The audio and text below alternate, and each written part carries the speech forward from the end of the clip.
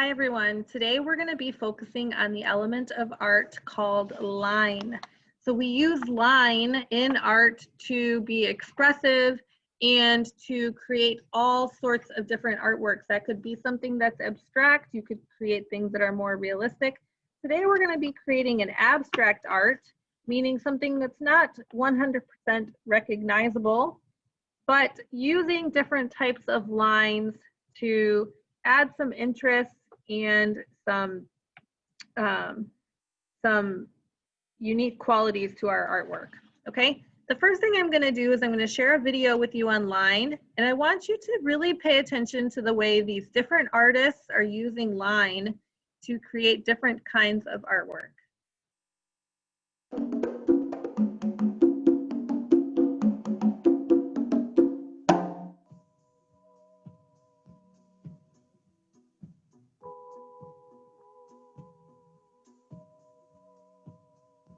Each of these pictures is a self-portrait by a well-known artist. Although they are portraying very similar things, one main idea that differentiates them is how the artists have used line in their work. Line is one of the 7 elements of art, along with shape, color, texture, form, value, and space. These 7 elements are the building blocks of all art and are a great place to start when analyzing or interpreting works of art. Line is the path created when an object moves from one point to another. In the visual arts, lines are made when you draw or paint marks on a paper or canvas, or when materials such as wood, glass, and metal are bent or shaped. Lines are also made by photographers and filmmakers when they choose how to angle their cameras and how to compose their shots. Lines can be horizontal, vertical, or diagonal, straight, curved, or free form. They can be thick or thin, light or dark. Sometimes one line can be all of those things.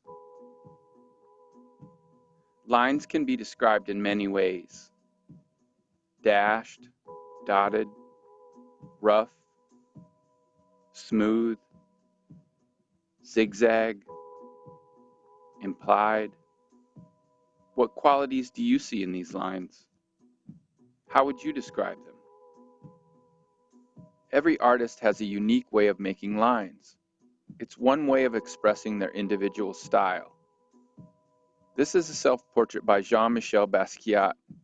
His lines might be described as bold, jagged, almost messy at times. What do these lines make you think of? Why might he have chosen to represent himself in this way? Compare that to the faint, seemingly unfinished quality of this self-portrait by David Hockney. What do his lines suggest to you? Do they make you think or feel differently than the Basquiat self-portrait? If you were drawing a self-portrait, what kinds of lines would you choose to represent yourself? What kinds of lines would communicate the messages you want viewers to think about? The next time you are looking at a sculpture, painting, or drawing, try to notice what kinds of lines are used and interpret what they mean to you.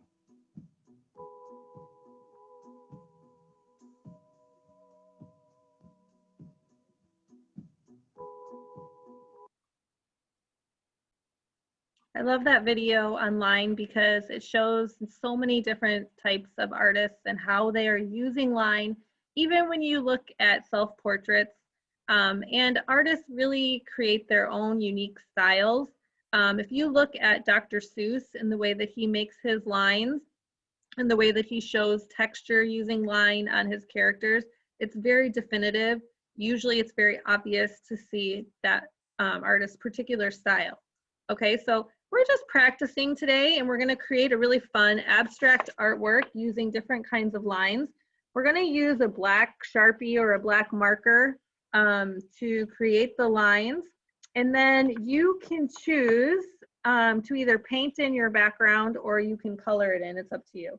Now, if you choose to paint your background like this, make sure you're using a permanent black marker or black colored pencil or a black crayon. Do not use a Crayola marker because that will bleed when you start to use your watercolor. Okay, the way that we're going to create this, everybody's looks very different because we're just making this very abstract. Not everybody's will be the same. So I'm just going to show you some different styles of lines and how I created them. And then I want you to create your own and practice your own designs, working on your own style. Now, one other thing that we're learning and working on when we're doing this project is layering. I can layer my two hands, and this hand's on the bottom and this hand's on the top. When I'm making a drawing, I have to be careful where I'm making my lines. What's overlapping? What's behind and what's in front? So you are the artist and you're making that decision as you're working along. Okay, if you're working first with your Sharpie directly and you aren't using a pencil at all, it's gonna get a little tricky because you're not gonna be able to erase some of the things to show where lines are overlapping. So you may want to choose, and I might switch back and forth using a pencil here and there to show this sort of overlapping, okay? You can see this striped line here goes underneath this white line. Okay, so we want to work on creating that layered effect. So the first thing I'm going to do is I'm just going to make a line on my paper. Just random and getting me started. Okay, and I could leave that line white, or you can come in and you can add some sort of pattern if you would like to the line. Again, a curved line is now being further developed and designed using these little dashes. All right, so now I have to decide if my next line is going to go in, is going to interact with this one, and is it going to go above it or is it going to go below it? So that's my next decision. I'm going to start my next line, and I'm going to have this one go right on top of this other line. Now, this is what I was talking about when I said if you're working directly with your Sharpie. If this white line were going to be on top of the other one, I would need to erase these two little sections right here, but I can't do that because I'm working directly with my Sharpie. So I'm going to make the decision that I'm going to color this line in solid black. And now I'm able to achieve that effect of showing that this one is on top of the other. So this is layered on top of the other. Okay. Now, if I wanted to, I'll do one that's underneath. I can use many different kinds of lines, and we've used so many in class. I'm going to make a zigzag line, and this one is going behind this line. And I'm going to give this, you can give your lines some thickness, or you can choose to just leave them singular. Okay, so now I've given this line some thickness, and I can even further decorate that by using a dotted line if I would like to. If you prefer a little more decoration, you can do that. If you were doing this, let's say you wanted to make this, we just finished with Christmas, but if you wanted to make this like a holiday theme, you could even do these all curving lines and have them be different types of ribbons intertwined, which would look really interesting. Okay, so now I'm going to do another line that's going to go on top, but I'm going to show you how to do a line that has little 3D beads on it. And these could be done rectangular, circular, oval. You can decide how you would like those to look if you would like to use a line like this. I'm going to draw this line with pencil because I will need to make a couple modifications. And so I'm hoping you can see this well enough on your end, but I'm going to give this line a thickness to it, and it's going behind these other lines here. And so what I want to do is I want to add those beads, and to do that, I'll do one here first. I'm going to make a curved line, and then from that curved line, from this point right here, I'm going to make another curve that comes out with a little thickness. And what I need to do is go in here and erase my original curved line. So again, I'm going to make a curve on the line.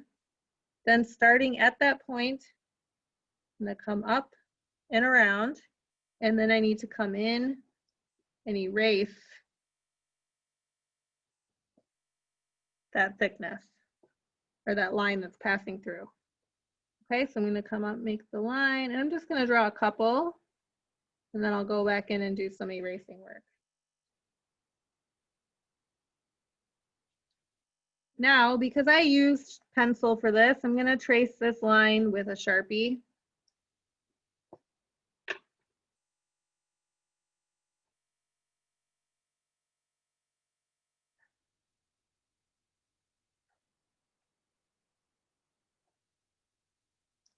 And you could add these sort of 3D little details on different types of lines that you're creating. Kind of reminds me of making a necklace with some beads on it.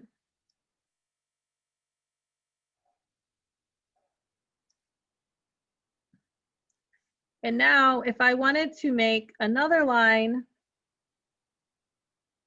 again, I've traced this with Sharpie, so I can't go underneath because I can't erase now. So if I make another line, and I'll do this one with pencil.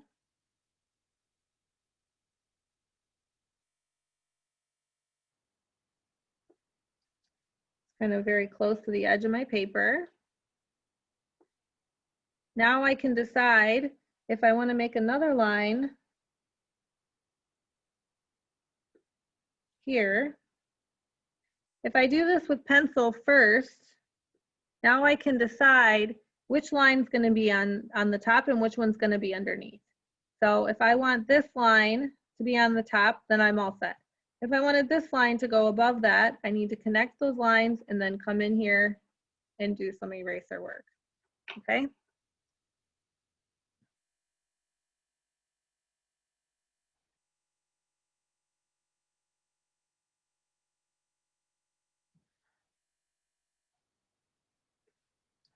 Now I don't really have a lot of solid lines in this picture.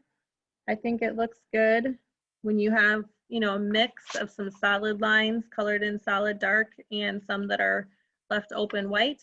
But for time's sake, I'm going to say that I'm finished for now.